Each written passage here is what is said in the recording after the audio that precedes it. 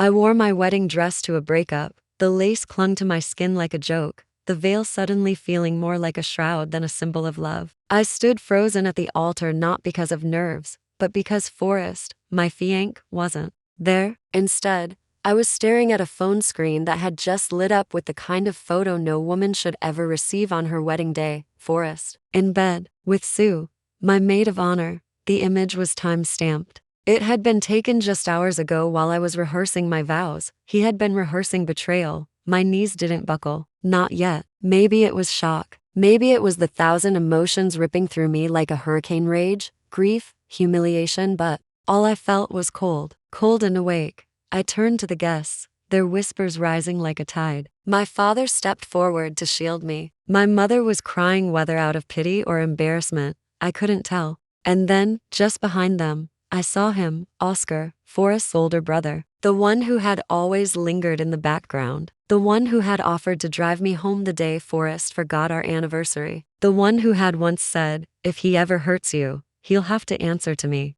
He looked at me with something strange in his eyes, not pity, not shock, something closer to anger, and something deeper than that, resolve. He stepped forward slowly, his voice cutting through the noise. "You don't have to let him ruin today." I blinked. "What are you saying?" "I'm saying, marry me instead." Gasps erupted. I thought I might laugh, or faint, or scream, but instead, I looked down at the dress I was already wearing, the flowers, the guests, the vows I had poured my soul into. Forrest had destroyed one future, but what if I wrote another one, right here, in front of everyone? I took a breath, turned toward Oscar and nodded. "My name is Laura Whitmore, and I was supposed to be Mrs. Laura Kingsley by noon today. Instead, I became the woman who changed the groom at the altar." I met Forrest Kingsley in college. He was charming, funny, and the kind of man who made everyone feel like they were the center of the universe until he found someone shinier. I didn't know that back then. I thought he was the one I'd build a life with, the one who made my heart race and my mother sigh with approval. We dated for 4 years, got engaged in the 5th, and spent the 6th planning a picture-perfect wedding. White roses, a venue overlooking the lake, my dream dress, which I bought 6 months before he ever wrote his vows. He didn't write them, of course. He was too busy with work. I should have known then, but love makes you foolish, and I was no exception. His brother, Oscar Kingsley, couldn't have been more different. Quiet, steady, the kind of man who speaks only when it matters, and looks at you like he's memorizing something important. Forrest was all spark, but Oscar was warmth. He'd always been there, on the sidelines, a steady presence I never paid enough attention to until now. When I met Oscar, I thought he was intimidating, not because he was loud or brash, but because he saw things, saw through people, including me. At family dinners, while Forrest scrolled through his phone, Oscar would ask me about my job, my paintings, the little things Forrest forgot I cared about. He listened like my words had weight. I never thought Oscar liked me. Not like that. I assumed he just tolerated me for Forrest's sake. But after what happened at the altar, after Forrest's betrayal and Oscar's offer, I began to see everything differently. Let's rewind to the morning of the wedding. I woke up to sunlight pouring through my hotel window, butterflies fluttering in my chest. My bridesmaids, Sue included, were sipping champagne, laughing, teasing me about my future husband's terrible cooking and loud snoring. Sue, with her perfect curls and sugary smile, did my makeup. She told me I looked beautiful. Told me Forrest wouldn't know what hit him. She must have known what she had done. The photographer took a picture of me gazing out the window. I looked serene, blissfully unaware. That image now feels like a snapshot of a woman too naive to see what was coming. The message came just after I stepped into my heels. An anonymous number. One photo. Forrest asleep, shirtless, in Sue's arms. Her lipstick still smeared across his neck. I didn't cry. I didn't scream. I simply stared. And in that moment, something inside me hardened. I was done being the girl who waited, who forgave, who hoped someone would finally choose her. I walked down the aisle anyway. I told myself it was to confront him, to make a statement, to show that I wouldn't run, even when shattered. But really, I think I needed to see if anyone would catch me when I fell. And Oscar did. He didn't hesitate. He didn't ask for time to think or wonder how it would look to his family. He just stepped forward and offered me a future I hadn't considered. I Didn't say yes for revenge. I didn't do it to hurt Forrest, though I won't lie, seeing the color drain from his face when he finally arrived, panting, disheveled, and too late, felt like justice. I said yes because in that moment, with the church holding its breath, and the world tilted sideways, Oscar was the only person who looked at me like I wasn't broken. Like I was still worth choosing. And maybe, for once, I wanted to choose myself too. After the ceremony, yes, there was a ceremony. We walked out of that chapel not as husband and wife, but as two people bound by something more powerful than impulse. We walked out as survivors of the same fire, carrying the same smoke. And while the ink on our marriage certificate was still wet, I looked up at Oscar, my unexpected husband, and asked the only question that mattered now: what happens next? He squeezed my hand. Whatever you want, Laura. This time, it's your turn to be loved right. The wedding photos were barely developed before the whispers began. Some said I'd gone mad, that I'd lost my mind after being jilted and latched onto the nearest man in a fit of hysteria. Others painted Oscar as a cold opportunist, finally seizing the chance to claim what had always belonged to his brother. But no one talked about the betrayal. Not really, not the real one. They didn't talk about how Sue had been my maid of honor, or how she and Forrest had been sneaking around for months, lying to my face while I tried on veils and rehearsed my vows.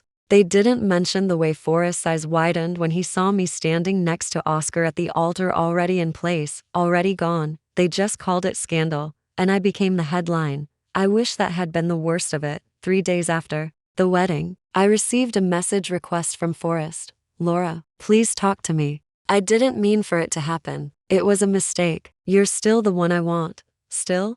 I stared at the screen until my vision blurred. I didn't reply. But I didn't delete it either. And maybe that was my first mistake. I wanted to hate him. I should have. But feelings don't unravel cleanly. Even after everything, there was a part of me, small, pathetic, that still remembered the boy who held my hand under the lecture hall desk, who whispered about our future when we were broke. College kids sharing cup noodles. Oscar noticed. He didn't say anything, not right away. But he had a way of watching me that made silence feel heavy. He knew when I was somewhere else, somewhere I didn't want to be. It was after dinner one night, just 5 days into our unexpected marriage, when the tension finally cracked. We were sitting in the living room of his quiet townhouse. I had moved in because I didn't want to go back to the apartment Forrest and I shared. I told myself it was temporary, but each day blurred into the next, and I hadn't packed a single box. Oscar set his tea down, leaned back, and asked gently, "Did you love him that much?" The question came out of nowhere. I looked up, startled. "What?" "Forrest," he said. "Did you love him that much that even now, he still lives in your silence?" My throat tightened. "That's not fair. It's not meant to be." His voice wasn't cold, just honest. "But if you want to go back, Laura, I won't stop you." I felt like I'd been punched. "You think I'd leave?" I whispered. "I think you're grieving," he said. "And people don't always make decisions with clear hearts when they're grieving." I stood. "I married you, Oscar. And I didn't ask you to." His voice never rose. "You made that choice, and I respected it. But that doesn't mean you're not allowed to feel torn or confused." "I'm not angry, Laura. I just need to know where I stand." Where he stood. It hit me then how unfair I had been. Oscar had given me shelter, not just a place to sleep, but emotional space to breathe. He'd been kind, patient, and I had been drifting, still tethered to a past I claimed to be free of. I sat beside him and spoke the hardest truth. I did love him, but I think I was more in love with the idea of him, of what we were supposed to be. I ignored the signs because I wanted it to work. I wanted to be chosen. Oscar looked at me. "You are always worth choosing." He just didn't see it.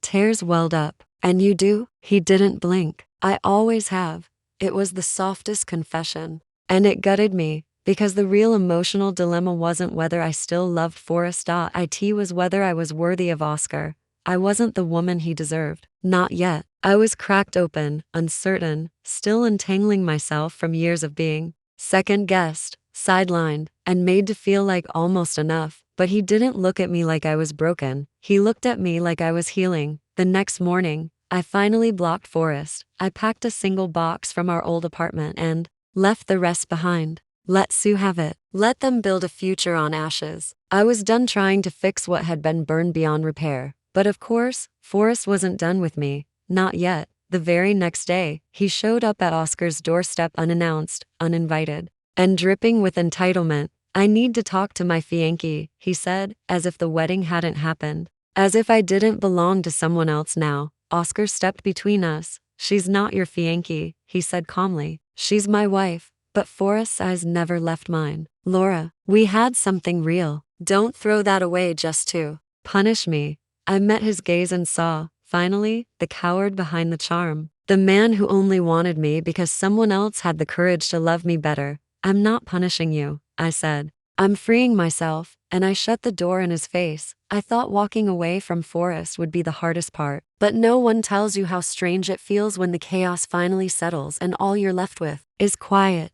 Not peace. Not yet. Just silence. It was in the stillness of Oscar's home, now technically our home, that the weight of everything began to suffocate me. I'd wake in the middle of the night, tangled in sheets to crisp, in a room that smelled nothing like my old one. The bed was wider, colder. My sides still felt borrowed. I should have felt relieved. I'd escaped humiliation. I'd married someone safe, kind, and fiercely loyal.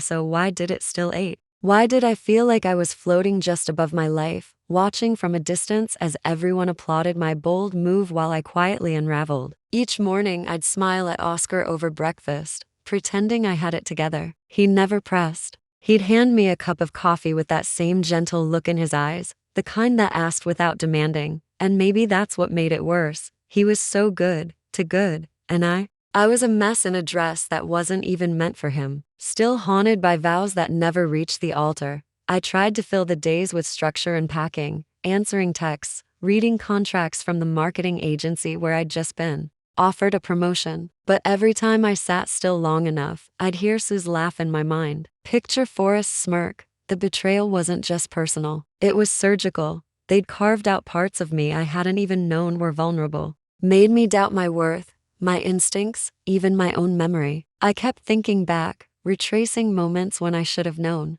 The nights he claimed to be working late. The days Sue looked a little too radiant, her eyes flicking toward Forrest like he was the sun she couldn't help but orbit. I missed the signs, or maybe I ignored them. Was it love that blinded me or fear of being alone? Oscar didn't push. But one evening, he sat beside me on the couch, took my hand, and simply said, "You're allowed to fall apart, Laura. You don't have to keep pretending you're okay just to make me feel better."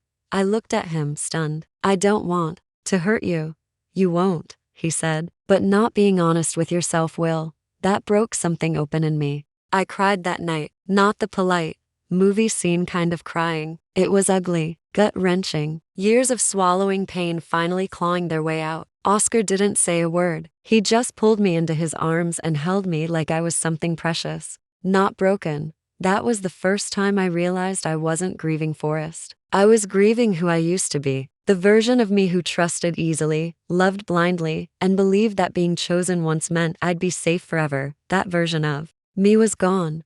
And the one who remained? She was still learning how to breathe without apologizing. But the world didn't wait for me to heal. Sue posted a photo just a week later. It was them, her and Forrest, arms around each other, sipping champagne at some resort. The caption, "Found peace in the chaos." Sometimes love is unexpected. The ring on her finger was mine, not just metaphorically. She was wearing the same diamond Forrest had given me a year ago, the one I'd picked out with his mother. On a rainy Saturday afternoon, my stomach turned. I didn't care about the ring. Not really. What gutted me was the way she smiled like the villain in a soap opera, unbothered, smug, like she hadn't ripped through my life with a razor and left, laughing. I wanted to scream, but instead, I shut off my phone and curled into Oscar's chest that night, silent. He didn't ask, but his hand rubbed soothing circles along my back. "I hate that she still has the power to get under your skin," he said quietly. "She shouldn't," I replied. "I know that. I chose to move on."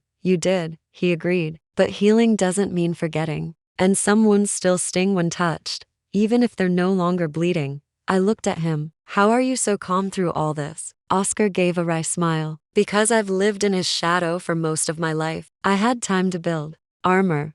That admission cracked something else open. Oscar had always been there, not just as my last-minute savior, but in the background, steady and unnoticed. While Forrest basked in spotlight, Oscar studied in silence, worked behind the scenes, never demanded praise. He'd been the reliable one, the dependable brother, and for years, I hadn't really seen him. Now here he was, carrying my emotional debris with arms wide open, and I wondered if I'd ever be worthy of the way he looked at me. "I'm sorry," I whispered. "You deserved better than being my rebound." "You're not a rebound to me," he said. "You never were.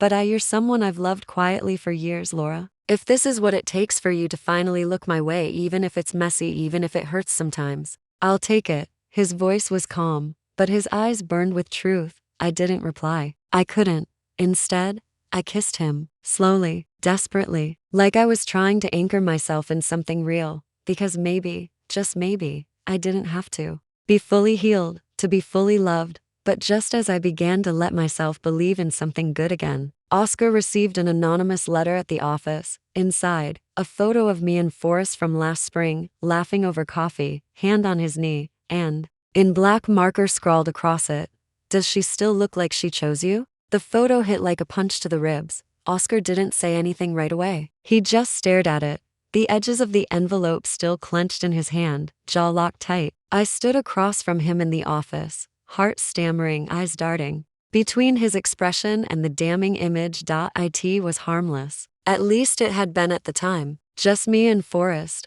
one of our last public outings together before everything fell apart. A coffee date in spring. The way I laughed in the picture, it looked intimate, too intimate, but I knew the truth. I remembered that day. It was the same afternoon Forrest had asked me if we could move the wedding up, said he was tired of waiting. I'd been flattered, naive. Meanwhile, Sue had probably already been in his bed, and now, someone wanted to twist that memory into a weapon. I stepped forward. "Oscar, that's old. You know that. I haven't seen Forrest since the wedding day." He didn't flinch, didn't look up. "I believe you," he said quietly, "but someone clearly doesn't want me to."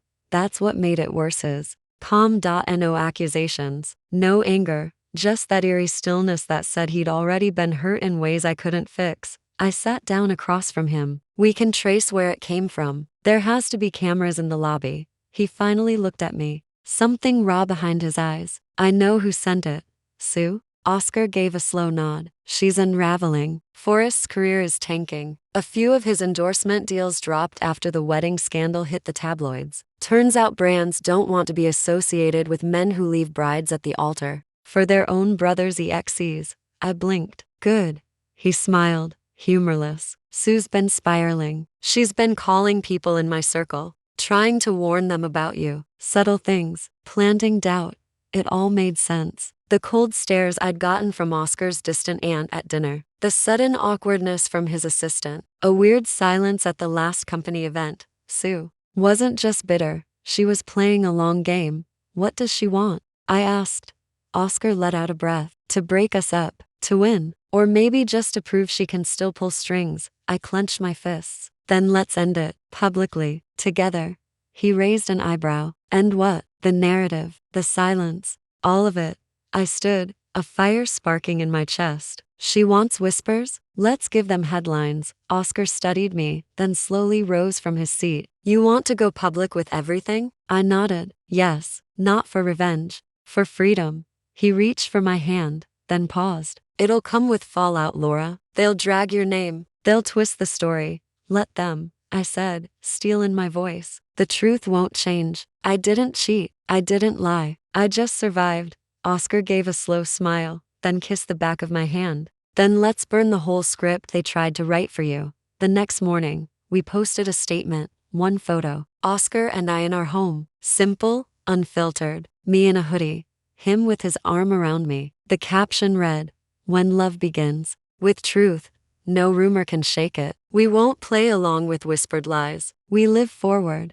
It wasn't flashy, but it was loud in the right circles. Within hours, the photo Sue had mailed anonymously was leaked by her, along with a post hinting that I had always been emotionally unavailable and that Oscar had been used as a bandage. But this time, people didn't buy it. Not after our message. Not after seeing the cracks in her carefully curated FOD. The tide was turning, until a text from Forrest changed everything. "Laura, we need to talk. It's not about Sue. It's about Oscar." My stomach dropped. I showed the message to Oscar, waiting for his reaction. He went pale. You okay? I asked. He nodded slowly. Yeah, I know what this is. What? He's finally going to tell you about what happened 5 years ago. I froze. What happened 5 years ago? Oscar looked away, jaw tight. The night you and Forrest first started dating. He told me you had a crush on me, said you were planning to ask me out. My heart skipped. What? I liked you back, Laura. I always did. But Forrest, he got to you first. Because he told me you weren't serious. That it would embarrass you if I made a move. So I stepped back. For him. Because I trusted him. I sank into the chair, mind spinning. So all this time, we could've, yeah. His voice cracked. We could've. And just like that, the betrayal shifted again. Not just Forrest's cheating, but the fact that he'd stolen this 2 years ago. Quietly, intentionally. I stared at my phone, thumb hovering over the reply, because maybe it was time I stopped letting other people tell my story. The coffee shop was the same one Forrest had chosen for our first date. I hadn't been back since. Now it felt like a museum, every table a display, every shadow a whisper of who I used to be. Forrest sat in the far booth, looking exactly as he always had, polished, smug, and unbearably composed. But there was something different now, a tension in his jaw, a tightness around his eyes, like the mask was cracking, and he knew it. I slid into the booth without a word. He watched me. You came. I need answers. And you said you had them. He gave a soft, hollow laugh, still so direct.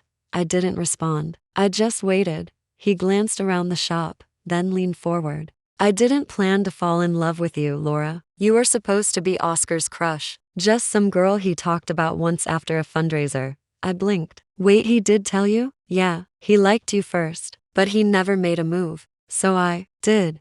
My throat tightened. Why? He stared at the table. Because I always felt like I was second to Oscar. In school, in business, with our parents. Even when I won, they said he would have done it better. But when you looked at me, really looked at me, I thought finally, something he couldn't take from me.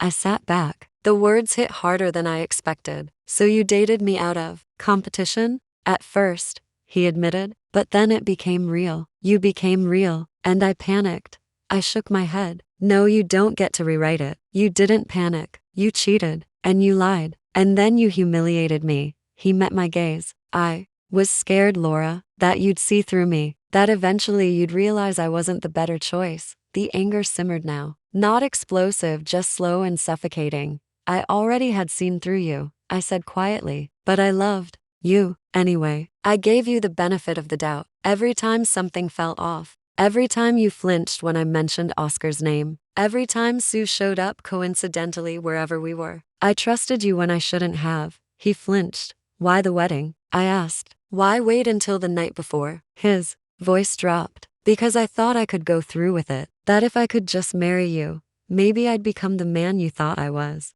I stared at him in disbelief. And Sue? She was never supposed to mean anything. But she clung to me. She made me feel important, needed. I laughed, bitter. You threw away everything for someone who saw you as a stepping stone. Don't act like you're innocent. He snapped suddenly. You moved on in days. Married my brother. That wasn't grief. That was spite. My expression didn't waver. No, Forrest. That was survival. He leaned forward. And now what? You want to destroy me? I gave him a look of calm steel. You destroyed yourself. You just didn't know it yet. His eyes flickered. I reached into my bag and placed a copy of the anonymous photo on the table. Next time Sue wants to start a smear campaign, tell her not to use a public shot from 3 years ago. He paled. And by the way, I continued, you didn't just lose me. You lost your career, your endorsements, your family's trust. Not because I said a word, but because you couldn't stop playing puppet master with people's lives. Forrest exhaled shakily. What are you planning now? I stood up. Nothing. That's the part you never understood. I don't need to plan revenge. I just need to live. And that's enough to ruin you. He didn't follow me when I left. I found Oscar sitting on the balcony, watching the sky dim into dusk. He didn't turn when I stepped outside, just kept staring into the fading light. I saw him. I said softly, I figured. I sat beside him. The silence stretched for a moment. He admitted it. I said, everything. That he knew you liked me. That he lied. That he dated me to feel like he was winning. Oscar nodded slowly. He always needed someone to be beneath him. I studied him. You never told me that you stepped back from me. Oscar gave a dry smile. Would it have changed anything? Yes, I whispered. We both stared ahead. Do you regret marrying me? I asked. He turned to me, startled. What? I mean it. It all happened so fast. The chaos, the media. We never had a real start, just a reaction. Oscar leaned back, thinking, I don't regret you, Laura, but sometimes I wonder if I should have waited, given you space to heal. I looked at him. You were my space to heal. He met my eyes. Then I leaned into him. But if you're asking whether I'm still hurting, yes, I am. Just not in the same way. He placed his hand over mine. Then let's keep healing, together, at our own pace. Tears pricked at the edges of my eyes. But I didn't cry. Instead, I smiled. And for the first time in a long time, it felt real. A week later, Forrest held a press conference. Tearful, apologetic, a man trying to salvage his brand, not his conscience. Sue wasn't by his side, because she'd already signed a new contract, one that made her a tabloid regular, not a respected name. They were eating each other alive. Oscar and I watched from our couch, bowl of popcorn between us. I muted the screen halfway through. You ever think about what would have happened if none of this happened? I asked. He shrugged. We'd still be living 2 floors apart. You'd still be dating a liar. I'd still be pretending I didn't care. And now, he said, turning to me, we're honest, brutally. He grinned. The only way I want it. I kissed his shoulder, then rested my head there. Good, because I'm not going anywhere. And this time, I wasn't afraid of falling, because I'd already fallen and he'd caught me without flinching. It was a perfect spring morning, the kind where the wind carried the scent of jasmine and fresh earth, and even the sunlight felt lighter, as if the sky itself had been holding its breath until now. But for me, Laura Bennett, now officially Laura Wells, the new day didn't just feel like a season changing. It felt like the world had finally turned in my favor. Oscar and I were hosting a charity gala. Not just any gala, the one that used to be Forrest's pride and joy, the one he had ruled with polished speeches, designer tuxedos, and photo ops with CEOs. But now, it was mine. Everything's set, Oscar whispered, coming up behind me in his custom navy suit, brushing his lips lightly against my shoulder. You look like you're about to drop a bomb. I smiled faintly. Because I am. He grinned and offered me his arm. Then let's make sure everyone's watching when it goes off. The ballroom was stunning, floor-to-ceiling windows, floral arrangements in soft blush and white, and a full symphony playing something elegant in the background. Guests were arriving in clusters: politicians, celebrities, influencers. A sea of powerful people who once pretended not to know my name. Now they lined up to shake my hand. The moment the press arrived, I took the stage. Thank you all for coming, I began, calm and measured. Tonight isn't just a fundraiser. It's a celebration of resilience, of honesty, and most of all, of truth, no matter how long it takes to surface. Cameras flashed. Forrest was nowhere in sight. He hadn't been invited, but I knew he was watching.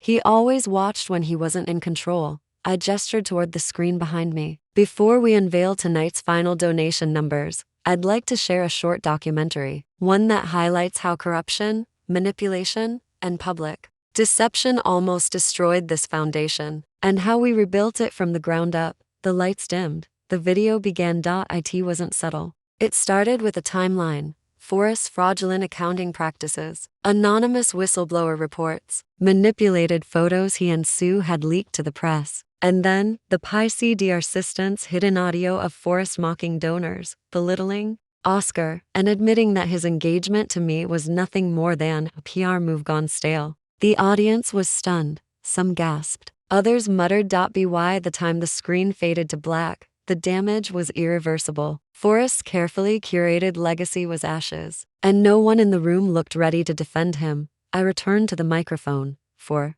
years, I was told to stay silent, to be polite, to move on quietly. But silence enables people like Forrest to thrive. So I won't apologize for telling the truth. I won't apologize for healing. And I will not apologize for rising higher than the ones who tried to bury me. Applause erupted. I smiled, not sweetly, not politely, but with a raw, unapologetic satisfaction I'd never allowed myself to feel before. When I stepped down, Oscar was waiting with a glass of champagne. "You just detonated a nuclear bomb in designer heels," he whispered, "and I'm not even done yet."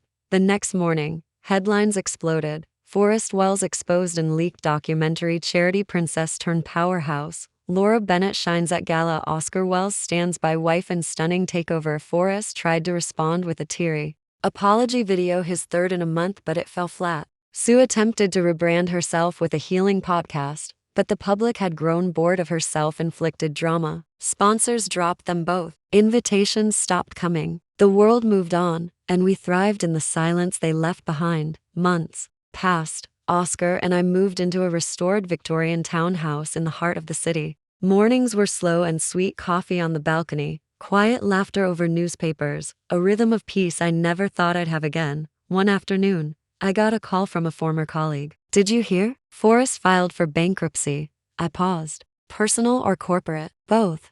I didn't smile. I didn't gloat. I simply said, "Thank you," and hung up. Revenge didn't taste like fire. It didn't scream or hiss. It tasted like closure, quiet and final. It was almost a year to the day since my non-wedding when Oscar took me back to the hilltop garden where he'd first confessed he loved me. It was just past sunset, the sky a wash of lavender and gold. He didn't kneel. He didn't need to. "Marrying you once changed my life," he said. "But this time, I want to do it right. Not from chaos, not from pain, but from love. Just love." Tears blurred my eyes. "Yes," I whispered. 1,000 times yes. The second wedding was small, just close friends, a few family members, and no paparazzi, no gossip. Just us, raw and real. I wore a soft ivory dress, nothing dramatic. My vows weren't written to impress, they were just honest. I've known betrayal. I've known heartbreak, but I've also known how it feels to be seen, to be loved without condition. And I promise to spend the rest of my life doing the same for you.